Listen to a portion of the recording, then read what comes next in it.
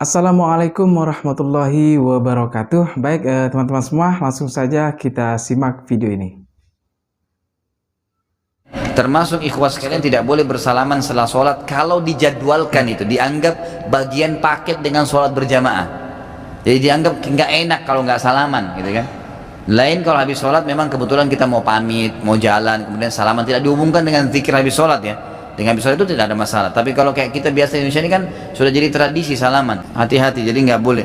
Nggak bolehnya itu bukan karena salawatnya ya, bukan karena salamannya, tapi karena tidak pernah ada panduan dari kiai dan guru kita. Saya belum menemukan ada dalil-dalil yang menunjukkan bahwasanya sunnah Nabi atau sunnah para sahabat kalau mereka setelah sholat mereka saling bersalam-salaman. Assalamualaikum warahmatullah. Assalamualaikum warahmatullah. Saya salam-salam bid'ah masuk neraka. Kata Imam Nawawi ini hafal dia Sahih Muslim. Imam Nawawi ini yang mensyarah Sahih Muslim. Kata Imam Nawawi, bersalaman setelah sholat, bersalaman sebelum sholat boleh, tak ada larangan, asal jangan bersalaman sedang sholat. Nah, itu tidak boleh. Sebelum sholat salaman boleh, setelah sholat salaman boleh, karena hadis tentang salaman umum. Mamin muslimaini, dua orang muslim yaltaqiyani, berjumpa, wa yatasafahani, berjabat tangan, illa ghufira lahuma. Apakah sebelum sholat dia sudah salaman ataupun setelah sholat sudah salaman? Pernahkah Nabi bersalaman setelah sholat? Pernah.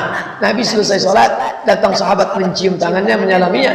Mereka katakan, kami cium tapak tangan Nabi lebih halus daripada sutra, lebih harum daripada semua bak kasturi. Nabi tak melarang. Seandainya haram, pasti waktu sahabat mencium, ayo haram, tak boleh. Saya pernah sampaikan bersalaman itu benar, ada sumbernya dari Nabi. Tapi kapan itu dipraktikkan? Boleh kapan saja. Anda bertemu dimanapun, kapanpun dan sebagainya. Ya, tapi ketika Anda selesai sholat, Nabi ternyata mendahulukan zikir dibanding salaman. Salaman yang terakhir. Ya, jadi kalau antum ingin selesai salam, assalamualaikum, assalamualaikum, misal, ya salaman itu tidak dilarang. Tidak dilarang karena hadis umumnya ada. Hadis umumnya ada. Ma min muslimaini yaltaqiyani fayatasafahani illa ghufira lahuma qabla an yatafarraqa. Tidaklah dua orang muslim bertemu dimanapun, kapanpun, dalam keadaan apapun, kemudian dia bermusafahah, dia salaman, maka sebelum keduanya berpisah, Allah berkenan menggugurkan dosa-dosa yang pernah terjadi di antara keduanya. Jadi kalau pasca salat assalamualaikum, assalamualaikum, misal ada yang mengajak salaman, antum salami, itu tidak ada masalah. Tapi kalau antum ingin kerjakan sunnah yang paling utama adalah dahulukan zikir dulu, selepas itu baru bersalaman. Paham sampai sini? Nah ini, adapun nanti ada pertanyaan yang misalnya bersalaman setelah sholat dan sebagainya, itu di kalangan kita sendiri memang ada perbedaan, sebaiknya tidak usah bersalaman, sebagian mengatakan bersalaman. Yang jelas bersalaman adalah baik-baik saja, apalagi tadi kita datang ke masjid juga belum sempat ketemu kan, tiba-tiba sudah takbiratul ihram, Allahu Akbar, saya tidak sempat menyapa tetangga, akhirnya setelah assalamualaikum, atau salamannya ditunda nanti di akhir. Itu nggak terlalu repot, jangan sampai kita sibuk urusan salaman seperti itu. Sesaat mengatakan bid'ah yang sebagainya dan sebagainya. Dan memang ada sebagian yang keras urusan bersalaman setelah sholat, nggak boleh, bid'ah dan sebagainya. Biarkan yang mengatakan bid'ah, karena memang sholat di masjid pun, saya pagi-pagi datang ke masjid pun tidak semuanya melihat anak-anak. Yang salaman paling yang pertama saja, sob yang paling belakang. Yang depan sudah lebih dulu dari kita misalnya. Setelah assalamualaikum bersalaman. Dan sebagian para ulama mengatakan bahasanya bersalaman setelah sholat juga dianjurkan, khususnya setelah sholat asar sama setelah sholat subuh. Memang tidak ada sandaran dari Nabi, tapi para ulama itu mikir. Orang habis sholat subuh itu habis tidur dari rumah masing-masing, ya kan? Kalau sholat asar, berarti baru bangun tidur. Nah, ini baru bangun tidur. Kemudian asar itu menjelang malam, orang mau pergi pulang masing-masing. Ada sebagian mengatakan seperti itu. Kemudian berkata bahwasanya di saat kita sholat itu kita telah berpisah dengan saudara-saudara kita, supaya kita tidak terlalu keras deh. Artinya kalau memang anda melihat teman tetangga anda itu nggak biasa salaman, ya nanti aja salamannya. Apalagi lagi khusuk lu, apalagi sampai muter wajah anda ke belakang itu, mengganggu keindahan. Jadi yang nyaman, yang mudah bersalaman, salaman. Jika ternyata tidak bersalaman, mungkin nanti. Artinya jangan sampai anda menjadi orang yang keras gampang menyalahkan. Bersalaman adalah hak, cuman cara saja yang nyaman, senyaman-nyamannya. Apalagi waktu khutbah Jumat. Kadang-kadang orang ke masjid itu ya sambil istirahat lah ya. Ada irama khotib itu menjadikan dia tidur, jangan diganggu, kasihan dia. Dia kerja sehari, biar dia tidur. Assalamualaikum, salaman. Salaman lagi. Ya. Kemudian jika Anda terlambat di majelis juga ini adalah adab sebut para ulama. Anda datang di majelis telat, ya langsung saja duduk. Jangan salaman sama majelis nanti, nggak bisa pengajian nanti. Sudah terlambat ganggu lagi. Jadi salaman pada hakikatnya adalah sunnah, tinggal kita tahu waktu yang paling tepat dan tidak ganggu orang. Ya. Jadi salaman itu indal liqa, waktu bertemu. Baik, itu adalah masalah bersalaman yang diajarkan oleh baginda Nabi Muhammad SAW. Sallallahu alaihi wasallam.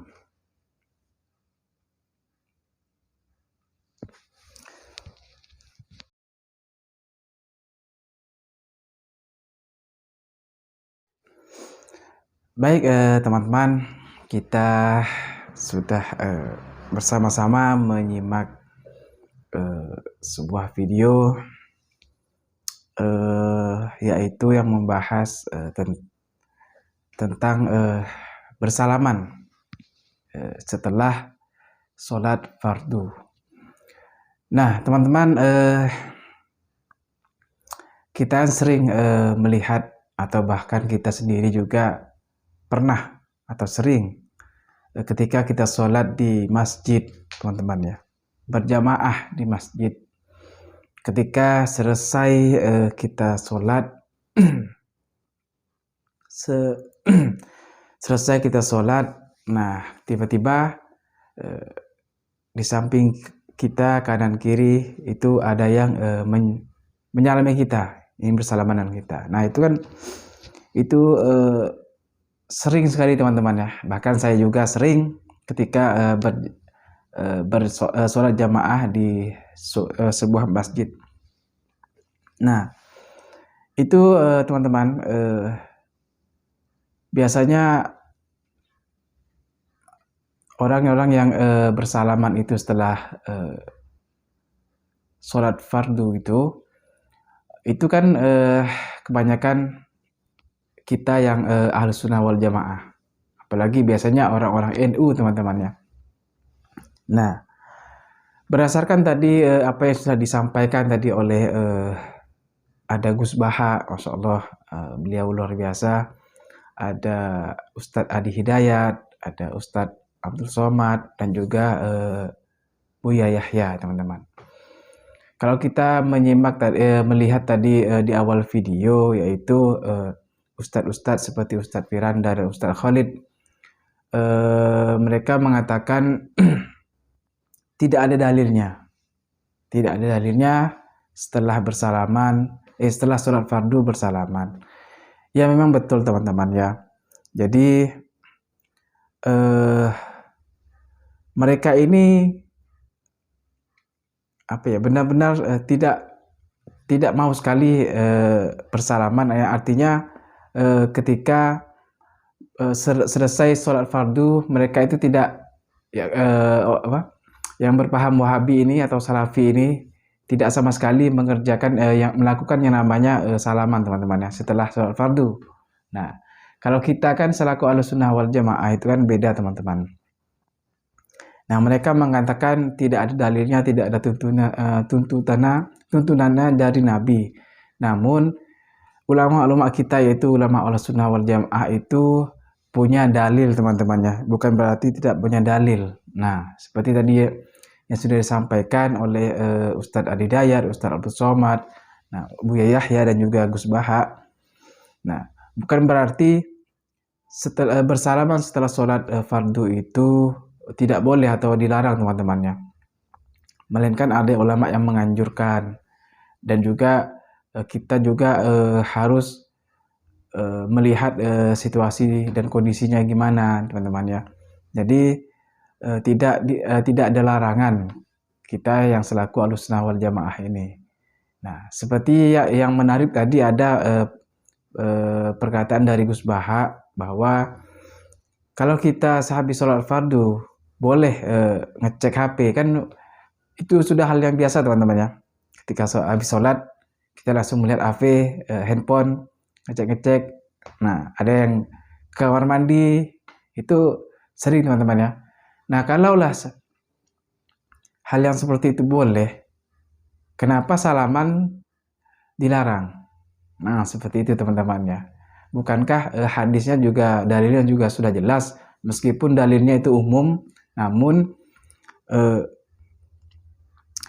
boleh untuk kita melakukannya teman-teman ya. Nah, jadi seperti itu teman-teman. Jadi ulama-ulama Ahlussunnah wal Jamaah itu Masya Allah luar biasa teman-teman ya. Baik teman-teman semua, mungkin hanya ini yang dapat saya sampaikan.